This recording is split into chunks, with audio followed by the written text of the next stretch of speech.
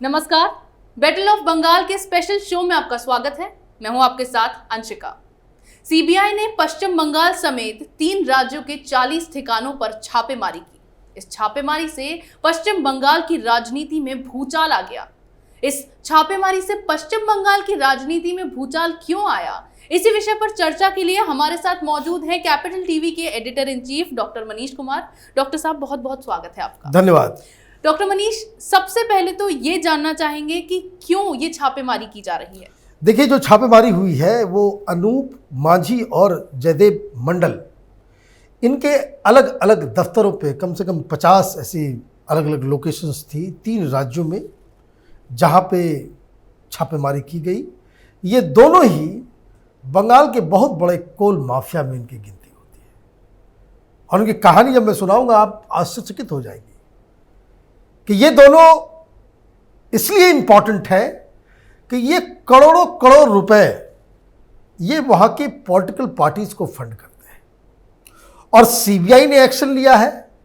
मतलब आप समझिए कि ममता बनर्जी इसके ऊपर कुछ बोलती है कि भाई आप क्यों ये एक्शन ले रहे हो, तब ममता बनर्जी फंस जाएगी।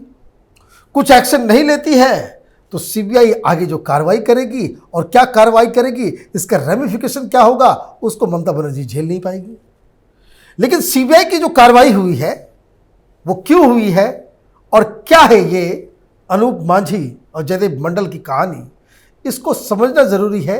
इससे आपको ये भी समझ में आएगा कि बंगाल में भी आज तक माने इस एज में भी किस तरीके से माफिया वहाँ पे ऑपरेट करता है कि जिसके सामने न कानून है, न पुलिस है, न कोर्ट है, न कचहरी है, न सरकार है, कुछ एग्जिस्ट नहीं करता। मनमाने तरीके से इनको जो मन आता है वो करते हैं और राजनीति इसलिए भी हो रही है कि बताया ये जा रहा है कि ये दोनों कोल माफिया, इनके बहुत ही गहरे रिश्ते सरकार चलाने वाली पार्टी यानी टीएमसी के टॉप मोस्ट लीडर्स के साथ इनके रिश्ते हैं। तो सीबीआई, अभी चुनाव में वक्त है और अगर सीबीआई इसमें कुछ नया खुलासा, जांच से कुछ नई चीज़ें लेकर के सामने आती है तो इसका इम्पैक्ट 2 तरीके से होगा। एक, पॉलिटिकल पार्टीज जो इनसे पैसे लेती हैं उनकी फंडिंग बंद हो जाएगी। एक दूसरा, एक जो पब्लिक ओपिनियन जो है वो उनके खिलाफ जाएगा। तो ये इसलिए जो आपने सही बात कही कि राजनीतिक भूचाल आ गया है बंगाल में जी। 2 माफिया के पकड़े जाने से। तो डॉक्टर मनीष, अनूप मांझी का ऐसा क्या कारोबार था जिसकी वजह से सीबीआई ने ये छापेमारी की है? देखिए, ये तो कोल माफिया है। ये सिर्फ कोल माफिया कहने के लिए बहुत सारी काम ये जो है लगातार कर रहा था। मैं आपको बताऊं कि ये जो आज जो छापेमारी हुई है जी। ये ऑलरेडी इसके पहले सीरीज ऑफ जो रेड्स जो है ऑलरेडी सीबीआई कर चुकी है। 19 अक्टूबर 2020 को, उस समय ये खबर उस तरह से आई नहीं थी और पता नहीं मीडिया भी दिखाती क्यों नहीं है, जबकि जो नेशनल मीडिया है उसको दिखाना चाहिए कि इट्स बंगाल के अंदर उसकी राजनीति के लिए it's a huge big story कि आप ऐसे शख्स को पकड़ रहे हैं जिसके सीधे लिंक्स जो है वहां के टॉप पॉलिटिशियंस के साथ है और चुनाव के समय वो फंड करने वाला आदमी है। इसलिए पुलिस वगैरह सारे, अब ये है क्या कि इसके खिलाफ वहां की लोकल पुलिस कोई काम करती नहीं थी, ये मैं आपको आगे डिटेल दूंगा। लेकिन 19 अक्टूबर को क्या हुआ कि सीबीआई की टीम, उनको पूरा ये मालूम था कि रोज 250-300 ट्रक्स कोयले का इलीगल तरीके से खान से निकाल के ये लोग कहीं कहीं ले जाते हैं अलग अलग जगह। 300 ट्रक कोयला, आप समझ रही है कि कितनी मतलब कैसा लूट मचा हुआ है। और पुलिस जो है वहां पे बिल्कुल शांत चुपचाप, ऐसा लग रहा है कि बिल्कुल वहां कोई बीमारी ही नहीं है, को सब पैसे खाने वाले लोग। तो सीबीआई ने क्या कहा, और कोई बताने वाला भी नहीं है, तो सीबीआई ने क्या किया, धनबाद के पास जीटी रोड गुजरता है जहां से ये सारा कुछ कोल माइन वगैरह है, दुर्गापुर और धनबाद के बीच। तो वहां पे सीबीआई ने एक आर्टिफिशियल तरीके से जाम क्रिएट कर दिया। हाईवे पे क्या हो गया, जाम लग गया। तो शाम जैसे ढलता है बस वैसे वैसे कोयले के ये ट्रक्स जो है आ गए ऐसे अदरवाइज कौन पकड़ेगा, कौन क्या करेगा, गोली मार देगा, कुछ कर देगा, कुछ अफरा तफरी मच जाएगी। कई लोगों को कानून वालों से कोई डर नहीं है। जी। तो अचानक से इन लोगों के ड्राइवर्स को पकड़ा गया, गिरफ्तार किया गया, तो ये लोग जो है फटाफट बताना स्टार्ट कर दिए। उसमें कुछ मॉडस ऑपरेंडी भी मालूम चला कि भाई किस तरीके का है।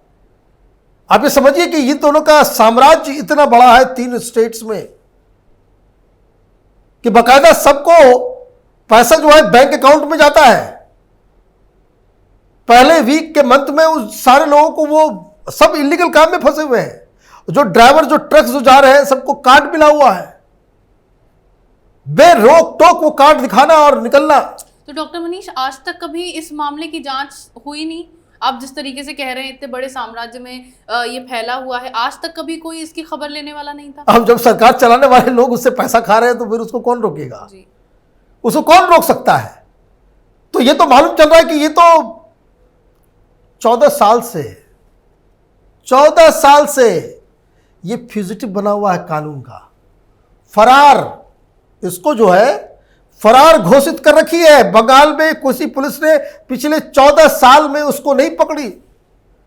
और पुलिस से अगर पूछा जाता है कि भाई कि क्यों नहीं पकड़ रहे हो, तो मालूम चल रहा है कि वो पकड़ने जाते हैं तो ये लोग चले जाते हैं कभी कोलालमपुर, तो कभी सिंगापुर, तो कभी बर्लिन, कभी म्यूनिख, कभी जेनेवा, लंदन, दुबई। ये सब उसके पासपोर्ट से निकला है। अब एक राज्य सरकार है, उसको कम से कम आप ब्लैक लिस्टेड कर दिए होते, केंद्र सरकार को बता दिए होते कि भाई ये फ्यूजिटिव है हमारा, इसको बाहर नहीं जाने दिया जाए, लेकिन ये घूम रहा है, क्योंकि कोई सरकार कुछ करेगी नहीं। करोड़ों करोड़ का मसला है। और ये लोग कहां से शुरू हुए, अब आप समझिए इसको। ये सब्जी बेचा करता था, ये अनूप मांझी पुरुलिया का है। और उसके बाद ये इसने कोयला चोरी करना शुरू किया। कोयला चोरी करते करते करते करते उसने उस इलाके में, वो ईस्टर्न बिहार और बंगाल के अंदर में, उस जमाने अब तो बंद हो गया, कि कोयले का जो बुरादा होता है, जो पाउडर्स होते हैं, उससे ये लोग एक केक की तरह बनाते हैं। कोल केक जो होता है वो, उसको हम लोग की तरफ वहाँ पे जो है बंगाल में उसको गुल कहते हैं। उससे जो है वो लोग खाना वगैरह बनाने में वो काम होता है ना। कोल ब्रिकेट्स उसको कहते हैं। तो वो इस तरह का जो है बनाते हैं ये लोग। तो उसका इसने कंपनी शुरू किया, लेकिन फिर धीरे धीरे इसने जो है वो खदान जो है लूटना चालू कर दिया। तो बहुत सारे खदान जो वहाँ से पड़े हुए हैं, तो आप गुंडागर्दी, दादागिरी करके, पुलिस को मिला करके, ये मिला करके, तो जो अंदर खो के अंदर जो माइंस होते थे, उससे ये लूटना स्टार्ट किया। फिर धीरे धीरे धीरे धीरे करके ये इतना बड़ा साम्राज्य बना लिया। 60,000 लोग इसके नेटवर्क में हैं। 60,000। ये छोटा मोटा नेटवर्क नहीं है, छोटे छोटे वर्कर से लेकर के सारे, और सारे लोग। अच्छा, अब इससे पहले एक और भी शख्स था, उसका नाम कुछ कोयल था, कृष्ण मुरारी कोयल। वो एक बहुत बड़ा डॉन था। वो तो ऐसा था उसकी शख्सियत कि वो वेस्ट बंगाल सरकार की तरफ से वामपंथियों के जमाने में वो बिजनेस डेलीगेशन में भी जाता था। आप समझिए रुतबा। जी। लेकिन ममता बनर्जी से उसकी बनी नहीं, तो उसको जो है एक आर्म्स एक्ट में गिरफ्तार कर लिया गया। तो आर्म्स एक्ट में गिरफ्तार कर लिया तो उसका नेटवर्क खत्म हुआ। और ये अनूप मांझी, ये इसने सारा का सारा कोयला का पूरा कारोबार अपने हाथ में ले लिया। ये सिर्फ कोयला का ही नहीं है, मैं आपको बता दूं, सिर्फ कोयला का ही नहीं है, ये बहुत सारे और भी ओर्स वगैरह को ये स्मगल कर रहा है। ये सिर्फ हिंदुस्तान के अंदर ये इलीगल तरीके से कोयला नहीं भेज रहा, ये बांग्लादेश भी भेजता है। और मैं आपको बता दूं, इसमें कई सारे बड़े बड़े लोगों के हाथ हैं इसमें, क्योंकि ये बाहर भी जा रहा है तो कोई तो पार कराता होगा। जी। अधिकारी भी मिले हुए होंगे, राजनेता, पुलिस, सारा कुछ। और कोई इसको रोकने, तो इसकी गाड़ियों को कोई छू नहीं सकता। सबको कार्ड, जैसे मैंने बताया कि कार्ड मिला हुआ है, सारा कुछ किया हुआ है। तो ये जब ये पकड़ा गया, जब ड्राइवर्स पकड़े गए, तब इसको जाल बिछा करके सीबीआई ने पकड़ लिया। किसको? इन दोनों को, अनूप मांझी और जयदेव मंडल को। अब जब इनको सीबीआई पकड़ के ले आई अपने पास और सीबीआई अपने हिसाब से जब पूछताछ कर रही है तो वो सारी जानकारी बता रहा है। किस तरह की जानकारी उन्होंने अब तक बताई है, कुछ पता चल पाया है? देखिए, जो उससे जो पूछताछ जो मालूम चला है कि उसने जो बातें जो कबूली है, जिसकी वजह से जो ये सारे छापेमारी वगैरह जो हो रही है, इन लोगों के बयान के आधार पे ही हो रही है। जो अब जो सीबीआई की जो एक्शन हो रही है, उसने बताया है कि 12 इंडस्ट्रियल यूनिट उसके हैं, 22 इंडस्ट्रियल यूनिट कलकत्ता में, जिसमें स्पॉन्ज आयरन बनाया जाता है, उसमें रोलिंग मिल्स है, सिलिकेट फैक्ट्री है, हार्ड कोक मैन्युफैक्चरिंग यूनिट है दुर्गापुर में, आसनसोल में, कुछ हॉलिडे रिसॉर्ट्स है, प्रॉपर्टीज़ बहुत जगह है। तो ये उसके पूरे प्रॉपर्टीज़ के बारे में निकला है, लेकिन ये तो और भी बहुत सारी डिटेल्स है इसके बारे में।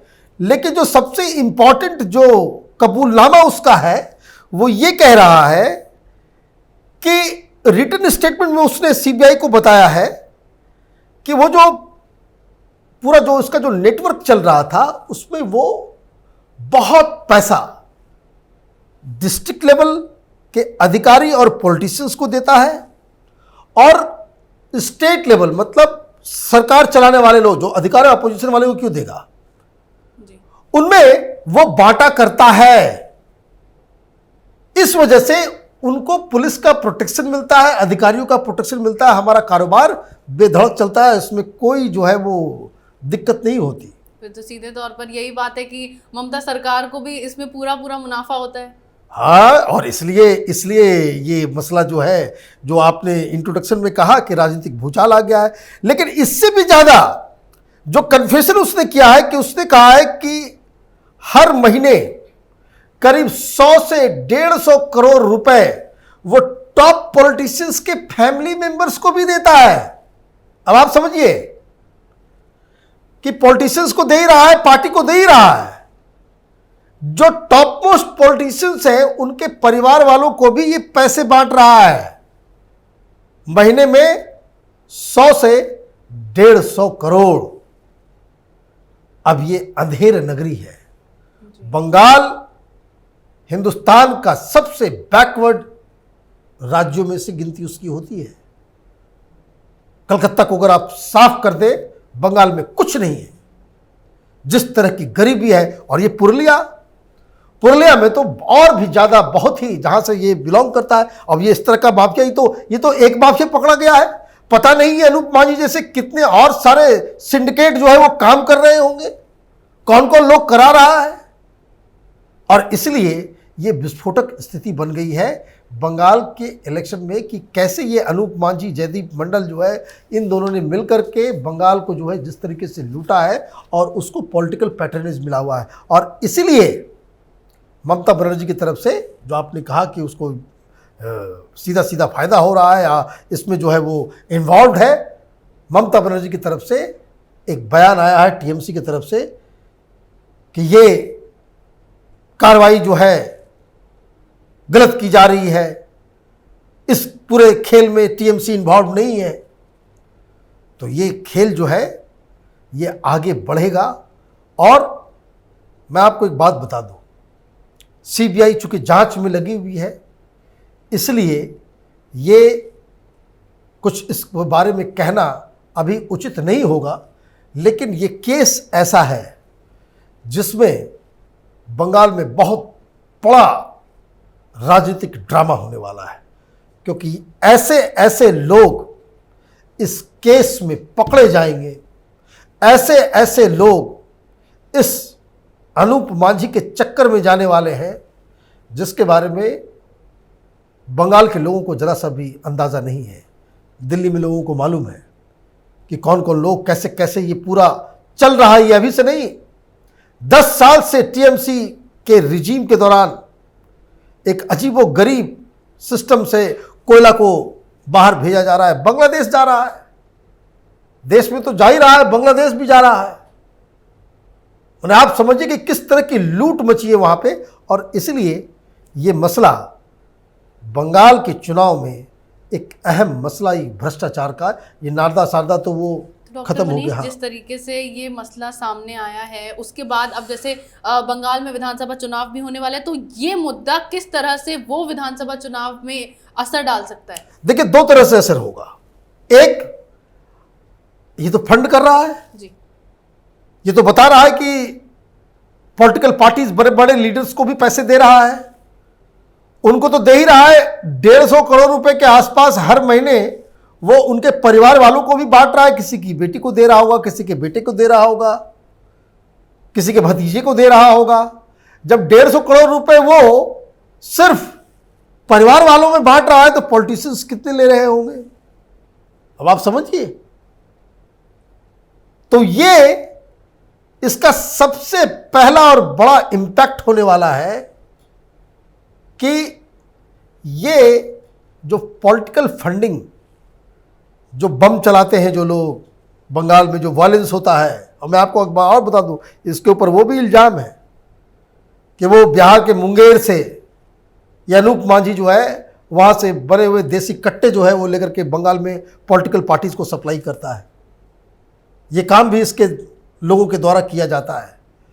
मतलब जितना इलीगल काम है वो सारा काम कर रहा है। तो कहने का मतलब ये कि अगर ये अंदर गया है तो इससे जुड़ा जो पूरा नेटवर्क है, आर्म सप्लाई का, गोली का, पॉलिटिकल पार्टीज को पैसा देने का, और जिस तरह से आप देखिए बंगाल के चुनाव में वायलेंस होता है, गांव के गांव से बम चल रहे हैं, गोलियां चल रही है, तो ये फ्री में थोड़ी करते, कोई विचारधारा के लिए कोई क्रांतिकारी थोड़ी है। ये सब पैसे पे काम करने वाले लोग हैं। आज पहले कम्युनिस्ट पार्टी पैसे दिया करती थी तो उसके लिए करते थे, अब ममता दे रही होगी तो उसके लिए करते हैं, कल बीजेपी देगी उसके लिए करेंगे, वो किसी के लिए भी करेंगे। तो अगर आपके पास अनूप मांझी जैसा एसेट है तो आपको सिर्फ कहना है कि ये काम होना है, बाकी वो आर्म्स भी खुद ले आएगा, लोगों को भी खड़ा कर देगा, उसको पैसे भी दे देगा, सारा कुछ हो जाएगा। तो पहला इंपैक्ट इसका ये होगा कि ये जो पॉलिटिकल फंडिंग इसके द्वारा जिन जिन पार्टियों को हो रही थी वो बंद होगा। इसके जरिए जो वायलेंस, जो बम, कट्टे, पिस्तौल जो चल रहे थे उसमें कमी आएगी। तो ये एक। दूसरा, इसका सबसे ज़्यादा जो इससे बड़ा इम्पैक्ट है कि अगर इसके कहने के बाद इसके अकाउंट से, इस जांच से ये पता चलता है कि भाई बंगाल के कोई बड़े लीडर का रिश्ता इसके साथ रहा है, बंगाल के किसी मंत्री के साथ इसका रिश्ता है, बंगाल के सबसे टॉप मोस्ट लीडर्स के साथ लेन देन, कारोबार, तो आजकल तो डिजिटल सारा कुछ तो पकड़ जाएंगे उसमें, तो आजकल वो है नहीं कि छुप जाएंगे। कितना कैश आप लेकर के जाओगे। यहां तक वो बता रहा है, यहां तो इन्वेस्टिगेशन कि वो जो पैसे जो देने के लिए आता है रोज, ट्रक से तो कोयला जाता है और स्कॉर्पियो से उसके कैश आते हैं, कैश। तो इतना सारा कैश होगा तो इसका मतलब हवाला का भी एंगल होगा इसमें। तो कई चीजें इसमें जो है नप के आएंगी। और अगर इसमें जो पार्टी सरकार चला रही है उसका हाथ नजर आ गया, उसके लोग नजर आ गए, उन पे आरोप लग गया, तब तो ये इलेक्शन का बहुत अहम मुद्दा बन जाएगा। और मैं इसका इसलिए कह रहा हूं कि ये जिन जिन इलाकों में ऑपरेट कर रहा है वहां पे वैसे भी टीएमसी कमजोर हो रही है। शुवेंदु अधिकारी इसी इलाके से ही बिलोंग करते हैं जहां से ये अनूप मांझी आया है। तो आप समझिए कि किस तरीके से पूरा जो इसको कहते हैं कि तृणमूल कांग्रेस की जो नैया जो है वो अब डगमगाने लगी है। और इसलिए ये जो आज जो आप स्पेशल कर रही है, स्पेशल बैटल ऑफ बंगाल, वो जानना जरूरी था। अनूप मांझी और जयदेव मंडल का नेटवर्क काफी बड़ा था और सीबीआई ने जिस वक्त छापेमारी की उसके बाद अब इन दोनों से कई बड़े खुलासे हुए हैं, जिसके बाद अब ममता सरकार मुश्किलों में फंसती नजर आ रही है। इस विषय पर हमारे साथ चर्चा के लिए आपका बहुत बहुत धन्यवाद डॉक्टर। Thank you. अगर आपको हमारा वीडियो पसंद आया हो तो इसे लाइक करें, शेयर करें, कमेंट करें, साथ ही हमारे चैनल को सब्सक्राइब करें।